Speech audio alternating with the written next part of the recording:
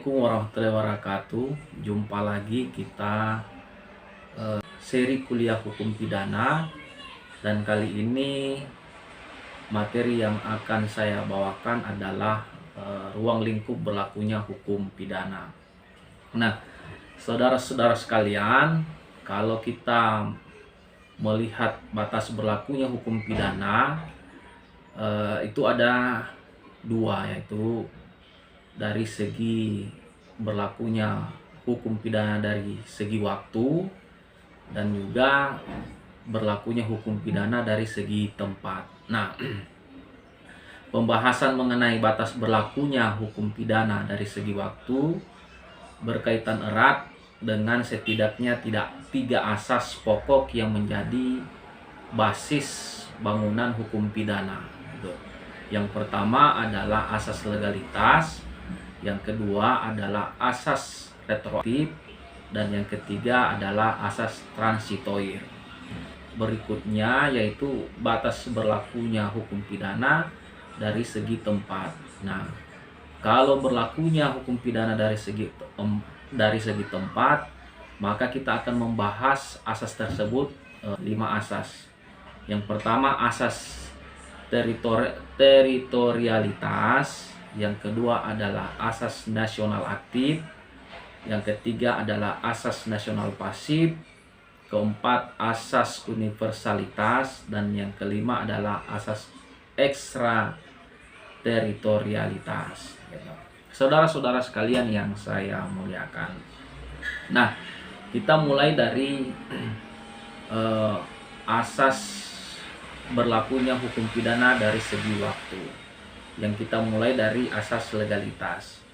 Nah, saudara sekalian, bahwa dalam hukum pidana, maka asas legalitas ini merupakan hal penting bagi hukum pidana, karena bangunan dari hukum pidana kita ini sebagai asas yang mengajarkan bahwa suatu perbuatan yang dilakukan seseorang tidak boleh dianggap sebagai kejahatan atau perbuatan terlarang, dan pelakunya juga tidak boleh dijatuhi suatu pidana apapun kecuali sebelum perbuatan itu terjadi memang sudah ada hukum yang mengatur demikian. Nah, kenapa sangat penting ini? Karena nanti saya juga akan membahas tentang sejarah dari asas legalitas ini. Nah, asas legalitas dalam hukum pidana ini dapat kita lihat di dalam Kitab Undang-Undang Hukum Pidana pasal 1 ayat 1. Di dalam pasal 1 ayat 1 Kitab Undang-Undang Hukum Pidana yang dirumuskan ke dalam bahasa Latin. Nah, kalau ada bahasa Latin yang sangat terkenal itu mengatakan nolum delectum nolla fiona sine pravia legionali. Artinya tidak ada delik, tidak ada pidana tanpa ketentuan pidana yang mendahulunya. Jadi artinya apa? Jadi hukum pidana dapat diberlakukan apabila telah ada aturan yang mengaturnya. Nah, sehingga kalau kita mau melihat dari hal tersebut, maka hukum pidana itu tidak boleh tidak dicantumkan di dalam aturan. Nah, makanya hukum pidana harus dicantumkan terlebih dahulu, sehingga masyarakat tersebut dapat melihat bahwa inilah aturan yang diatur oleh negara, sehingga kita tidak boleh melakukan perbuatan tersebut. Nah, maka itulah yang secara inti dari asas legalitas tersebut. Nah, mungkin kita bisa melihat dari sejarah tentang asas legalitas ini, ya.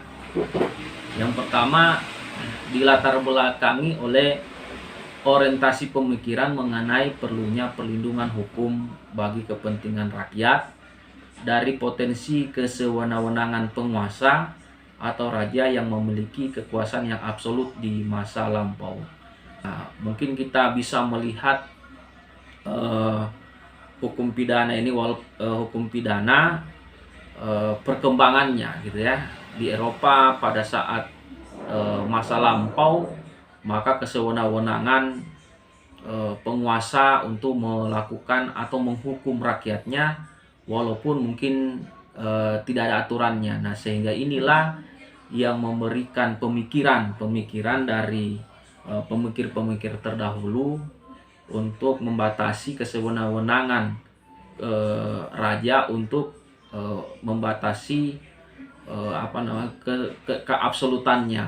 Nah, legalitas ini dikemukakan oleh Paul Johann Anselm von Feuerbach gitu ya, pada tahun 1775 sampai 1833. Seorang pakar hukum pidana Jerman. Saudara-saudara sekalian,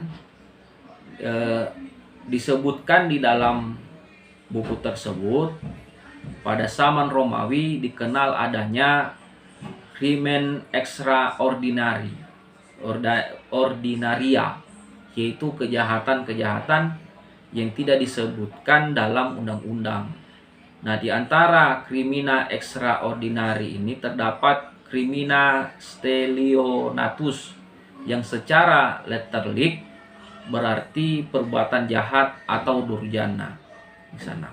Nah, pada zaman itu hukum pidana sebagian besar tidak tertulis, sehingga kekuasaan raja yang sangat absolut dapat menyelenggarakan peradilan yang sewenang-wenang.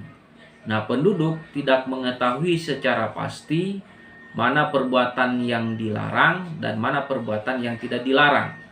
Nah, proses pengadilan berjalan tidak fair karena hukum ditetapkan menurut perasaan hukum hakim yang mengadili. Nah, inilah sebagai dasar sehingga hukum pidana itu perlu dicantumkan di dalam perundang-undangan, sehingga masyarakat dapat melihat mana yang dilarang dan mana perbuatan yang tidak dilarang. Sehingga mungkin seperti apa yang tercantum di dalam pasal 1 ayat 1 KUHP, dia mengatakan dalam bahasa Latin itu adalah nullum dilectum nola peona sine pravea legi pionali, yaitu tidak ada delik, tidak ada pidana tanpa ketentuan pidana yang mendahulunya. Saudara-saudara sekalian, nah pada saat zaman Eropa yang terdahulu itu, bahwa sebagian besar hukum tidak tertulis dan kesewenang-wenangan raja yang sangat absolut dan dapat menyelenggarakan pengadilan yang sewenang-wenang, maka pada saat yang bersamaan pada saat itu muncul para ahli pemikir gitu ya, seperti misalnya Montesquieu atau J.J. Rousseau ya, yang menuntut agar kekuasaan raja dibatasi dengan undang-undang tertulis gitu ya. Nah, pasca revolusi Prancis, struktur hukum mulai dibangun dengan adanya hubungan antara kekuasaan dengan individu gitu ya. Jadi adanya pemisahan kekuasaan dan hakim. Nah, inilah mungkin yang menjadi latar belakang dari asas legalitas tersebut. Nah, sehingga mungkin kita melihat di dalam hukum ketatanegaraan, maka Montesquieu membagi pemisahan kekuasaan gitu ya, antara legislatif, eksekutif dan yudikatif gitu ya. Nah, mungkin Montesquieu melakukan pemisahan kekuasaan ini sehingga keabsolutan itu tidak sewenang-wenang gitu. Jadi sehingga nanti dari setiap lembaga ketatanegaraan ini dapat mengontrol gitu ya, dapat mengontrol kekuasaannya. Nah, fungsi dari legislatif, fungsi dari eksekutif dan juga fungsi dari yudikatif. Nah, sehingga dalam hal pemisahan kekuasaan ini nantinya di dalam pelaksanaan lembaga yudikatif ini dapat berjalan dengan fair, tanpa adanya intervensi dari kekuasaan. Nah, Montesquieu melindungi kemerdekaan individu terhadap tindakan kesewenang-wenangan pemerintah negara. Nah, asas legalitas ini mempunyai tujuan yang sama, yaitu melindungi individu terhadap pemberlakuan kesewenang-wenangan pihak peradilan arbiter, gitu ya. Jadi asas legalitas yang diajarkan oleh Feuerbach sebenarnya menghendaki penjaraan tidak melalui pemidanan pidana, namun melalui ancaman pidana di dalam perundang-undangan, sehingga harus dicantumkan dengan jelas kejahatan dan pidananya. Nah, itulah sebagai gambaran sejarah bahwa asas legalitas ini sangat penting sekali. Nah, sangat penting sekali dalam hukum pidana Eropa pada saat itu. Nah, saudara-saudara sekalian, kalau kita mencermati, maka mungkin bisa kita melihat pendapat para sarjana tentang apa sih makna asas legalitas di dalam hukum pidana tersebut. Mungkin yang pertama saya akan mengutip dari sarjana Muljatno, ya. Nah, Muljatno dia mengatakan bahwa makna asas legalitas tidak ada perbuatan yang dilarang dan diancam dengan pidana kalau hal itu terlebih dahulu belum dinyatakan dalam suatu undang-undang. Yang kedua, untuk menentukan adanya perbuatan pidana tidak boleh digunakan analogi, tetapi masih boleh apabila dilakukan secara ekstensif atau interpretasi. Nah, ini nanti juga yang akan kita lihat makna dari kenapa hukum pidana tidak boleh dilakukan analogi dan bisa dilakukan secara ekstensif atau interpretasi ekstensif. Nah, yang ketiga, makna asas legalitas menurut Muljatno bahwa aturan-aturan hukum pidana tidak berlaku surut. Nah, ini yang tadi berlakunya hukum pidana dari segi waktu, maka ada tadi ada tiga yang sangat penting bangunan dari hukum pidana, itu asas legalitas, asas retroaktif, dan asas transitoir. Saudara-saudara sekalian, kita akan membahas lagi pendapat Sudarto tentang asas legalitas. Nah, pendapat Sudarto mengatakan bahwa asas legalitas itu bermakna suatu tindak pidana harus dirumuskan dalam peraturan perundang-undangan. Nah, perbuatan seseorang yang tidak tercantum dalam undang-undang sebagai suatu tindak pidana tidak dapat dipidana. Yang kedua, adanya larangan penggunaan analogi untuk membuat suatu perbuatan menjadi suatu tindak pidana sebagaimana dirumuskan dalam undang-undang. Dan yang ketiga, peraturan perundang-undang ini harus ada sebelum terjadinya tindak pidana. Tidak boleh berlaku surut hukum pidana. Begitu menurut pendapat Sudarto. Jadi, asas legalitas hukum pidana bertitik berat pada perlindungan hukum kepada negara dan masyarakat.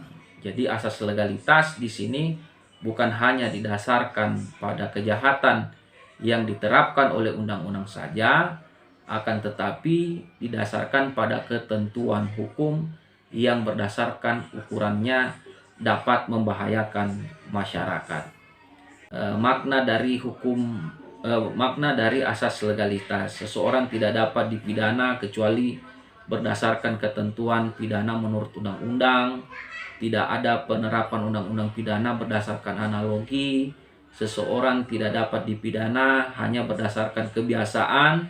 Tidak boleh ada perumusan delik yang kurang jelas, tidak ada pidana lain kecuali yang ditentukan oleh undang-undang, dan yang terakhir adalah penuntutan pidana hanya boleh dilakukan menurut cara yang ditentukan oleh undang-undang. Jadi dalam hukum pidana asas legalitas ini mempunyai peranan yang sangat penting, gitu ya. Jadi seseorang tidak gampang kita mengatakan dia melakukan bersalah, gitu ya, atau kita jerat dia secara hukum. Ternyata apa yang dia lakukan tidak ada undang-undangnya, gitu kan, atau tidak dicantumkan di dalam perundang-undangan. Nah, ini yang perlu kita harus pegang, bahwa asas legalitas itu merupakan sesuatu harus tercantum di dalam perundang-undangan.